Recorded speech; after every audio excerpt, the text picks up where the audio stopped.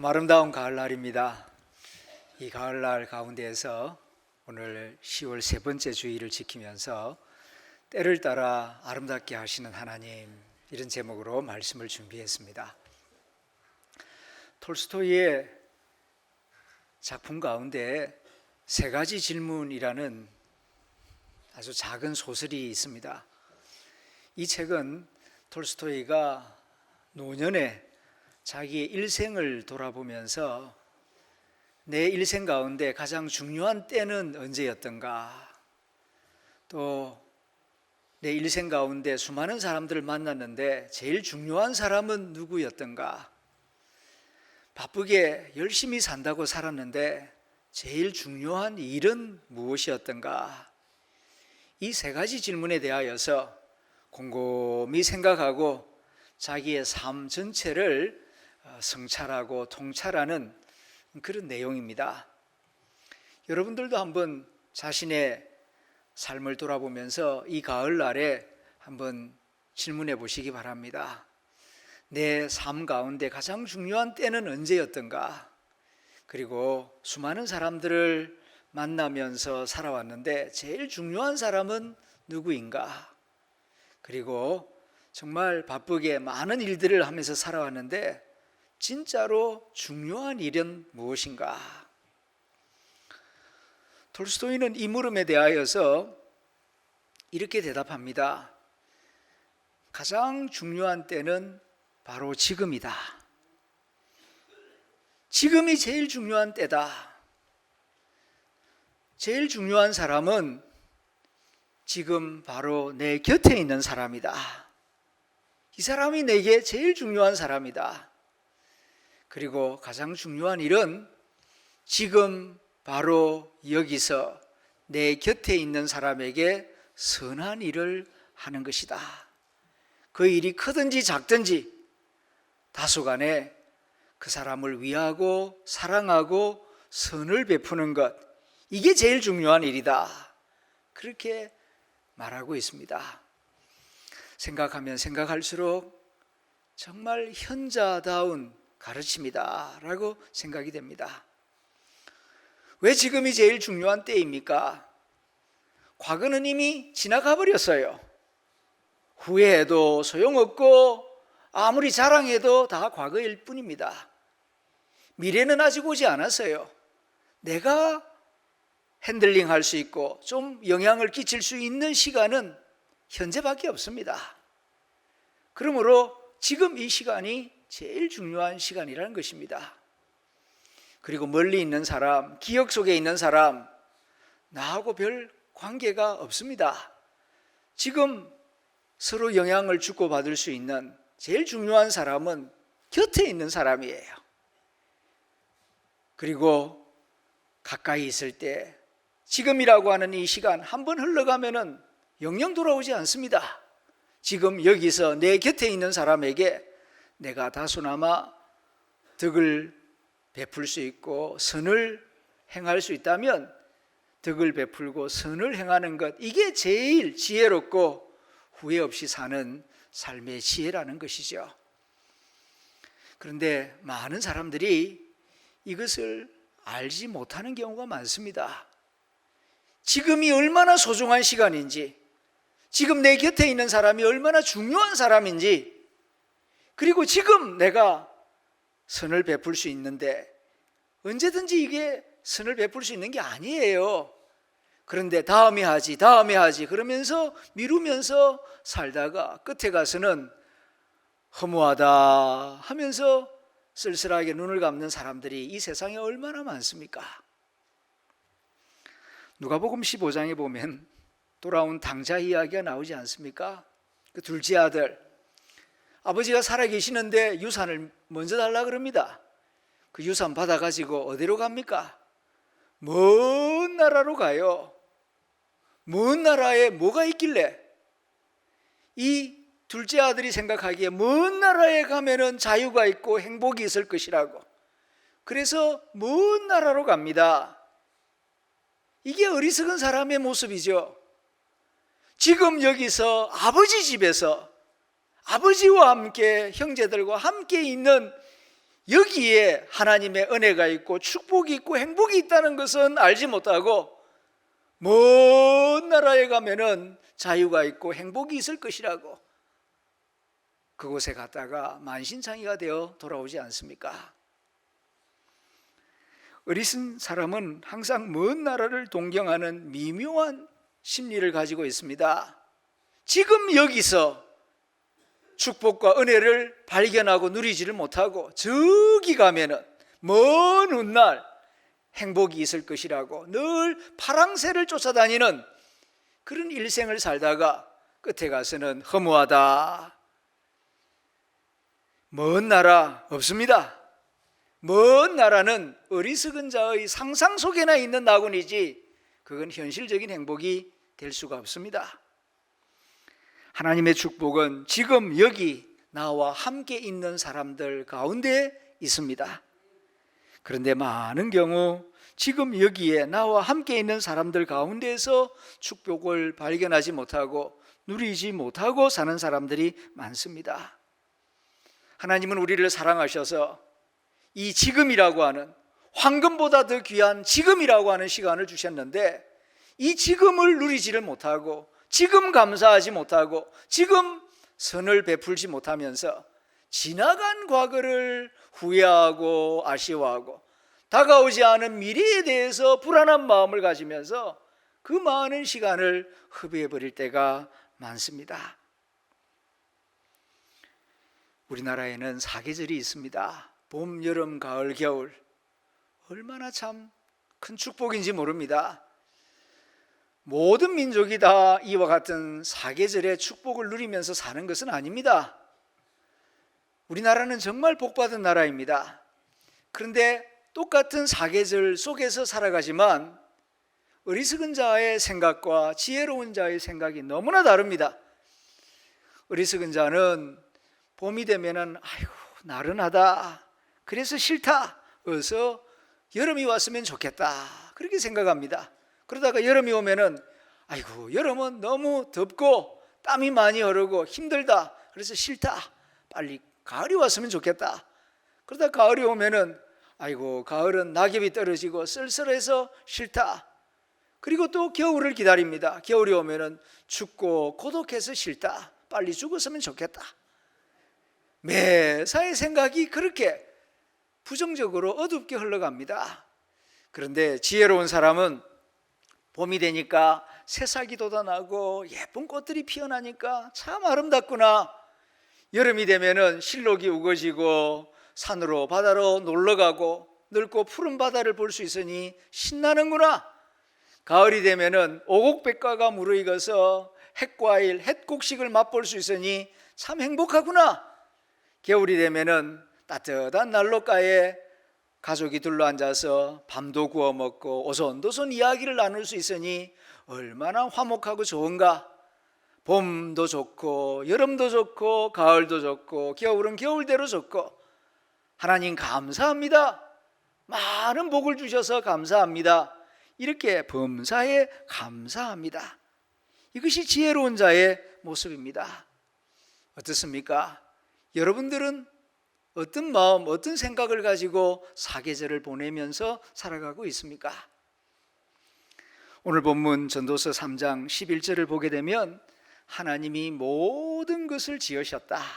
모든 것, 봄도 지으시고 여름, 가을, 겨울 다 하나님이 만드신 것입니다. 그리고 때를 따라 아름답게 하셨다는 말씀이 있습니다. 하나님이 모든 것을 만드셨고 모든 것은 다 선한 것이에요. 하나님이 만드신 모든 것은 다 좋은 것입니다. 그리고 그 좋은 것들이 때를 따라서 의미 있게 하시고 빛나게 하시고 아름답게 하셨다는 것입니다. 때를 따라서.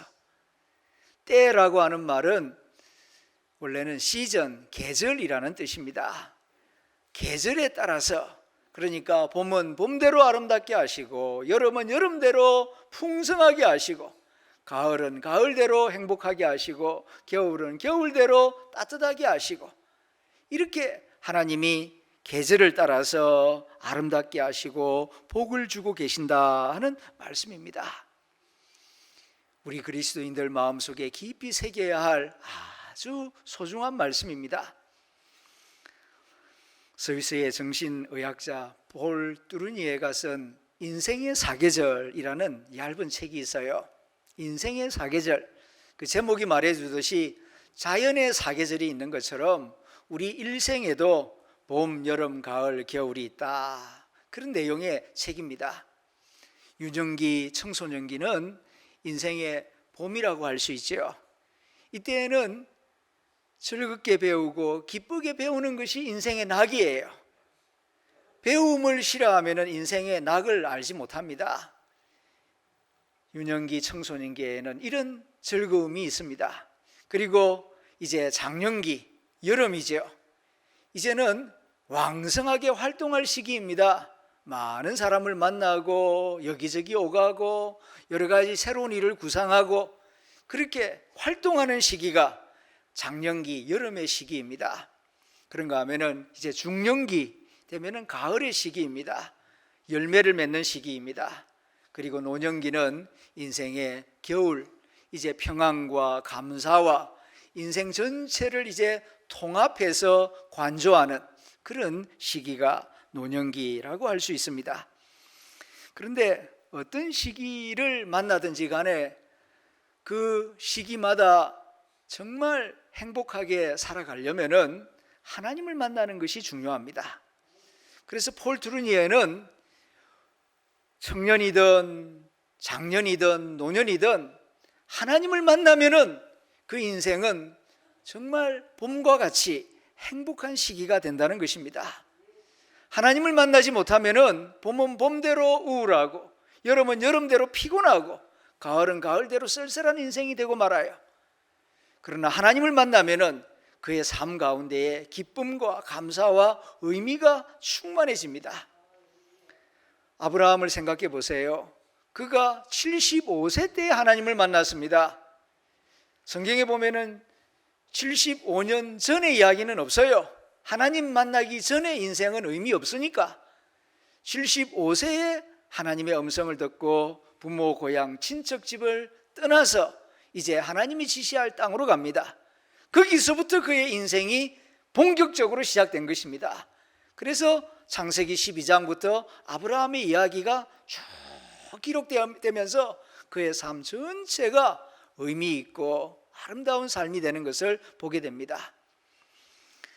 하나님을 만나면 봄은 봄대로 아름답고 여름은 여름대로 풍성하고 가을은 가을대로 알차고 겨울은 겨울대로 감사함이 넘치게 되는 것입니다. 여러분 아십니까? 인생의 나무에는 4번의 꽃이 핀다는 것을. 한 번만 피는 게 아니에요. 4번의 꽃이 핍니다.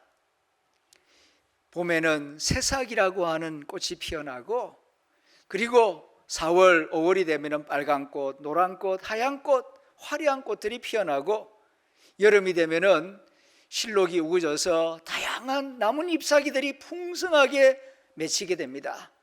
가을이 되면은 아름다운 열매들이 주렁주렁 달리게 됩니다.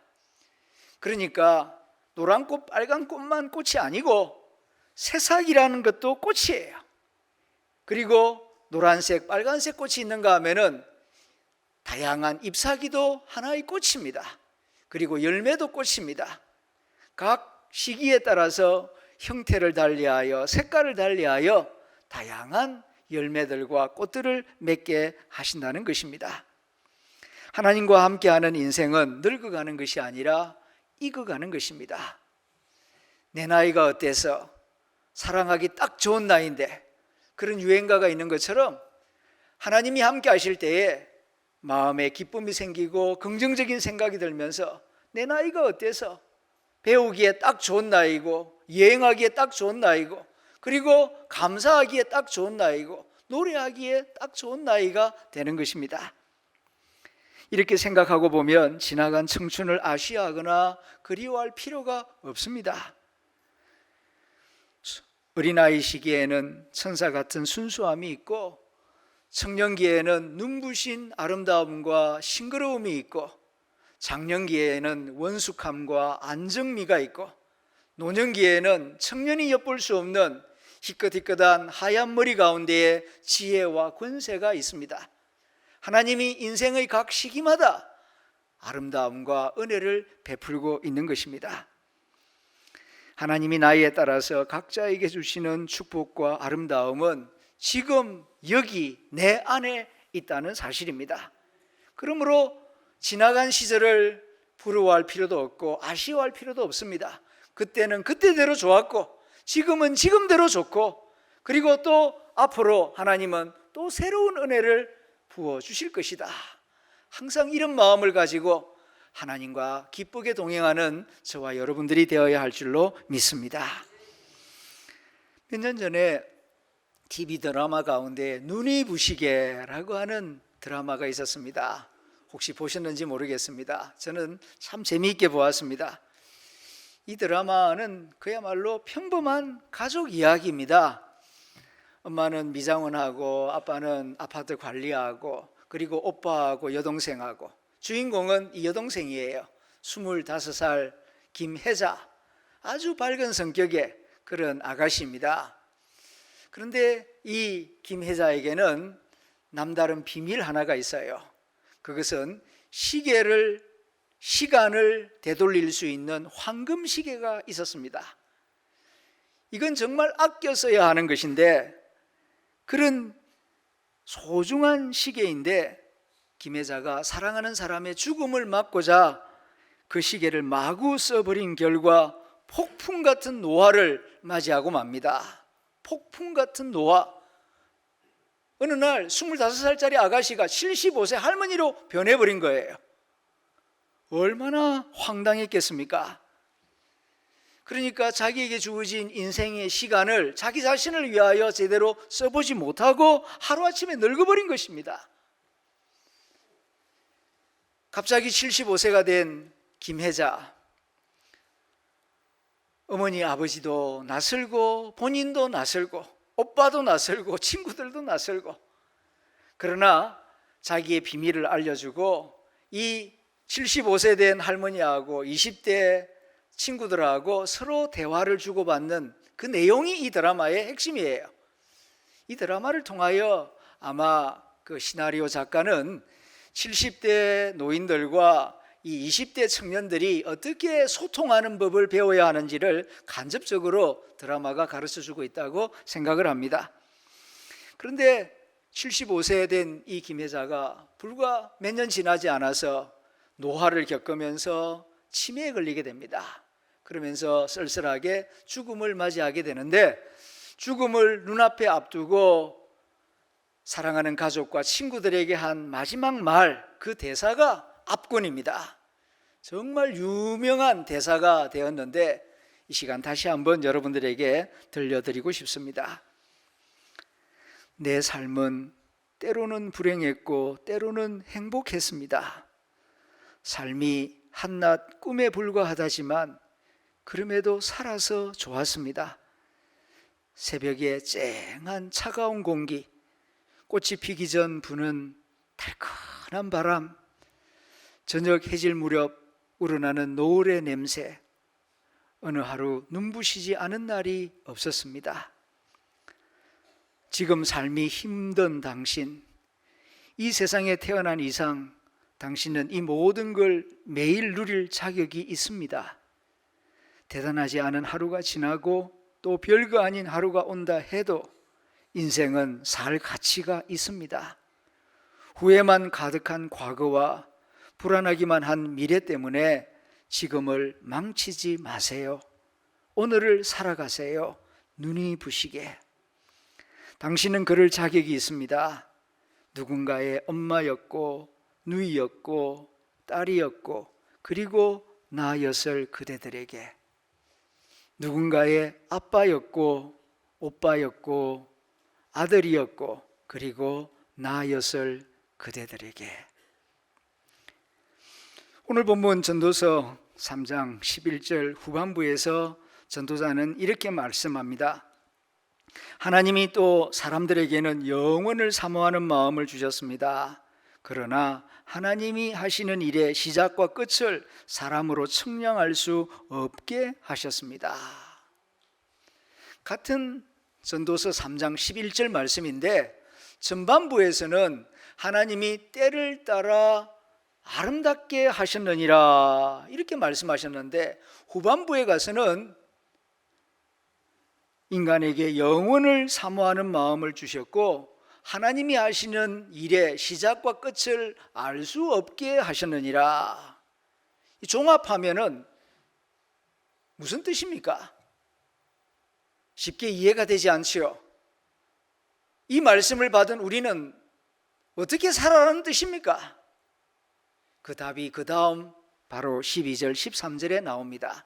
같이 소리내어 읽어보겠습니다. 시작. 사람들이 사는 동안에 기뻐하며 선을 행하는 것보다 더 나은 것이 없는 줄을 내가 알았고, 사람마다 먹고 마시는 것과 수고함으로 낙을 누리는 그것이 하나님의 선물인 줄도 또한 알았도다. 아멘. 이제 이해되지 않습니까?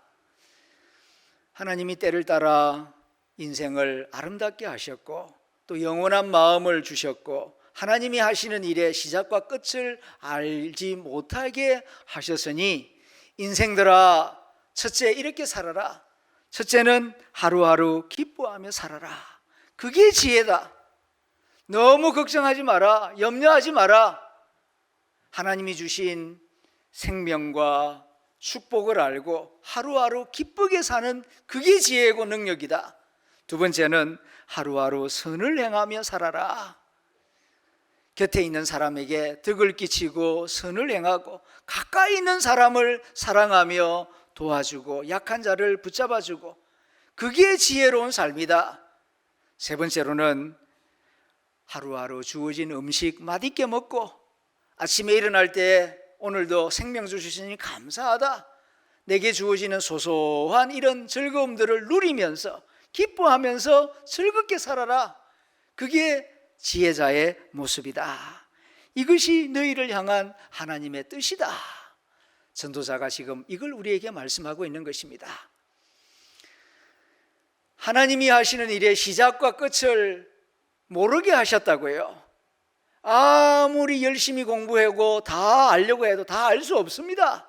하나님의 그 위대하심과 무궁무진한 지혜와 지식을 우리 인간은 알 수 없어요. 그건 하나님께 맡기고, 오늘 내게 주어진 이 하루 기뻐하고 감사하고 가까이 있는 사람 사랑하고 도와주고, 내일 일은 내일이 염려하게 하십시오. 오늘 감사하고 오늘 기뻐하고 오늘 함께 나누고, 내일은 또 내일 하나님이 필요한 은혜와 복을 내려 주실 것입니다. 이것이 전도자가 가르쳐주는 지혜로운 삶의 모습이라는 것입니다. 아마 누가 인터넷에서 그 지어낸 이야기인 것 같은데, 그러나 참 의미가 있어서 소개합니다. 제목이 하나님과의 인터뷰라는 글입니다. 그 중에 일부분입니다. 어떤 분이 하나님과 인터뷰하는 꿈을 꾸었습니다. 그랬더니 하나님이 찾아오셨대요.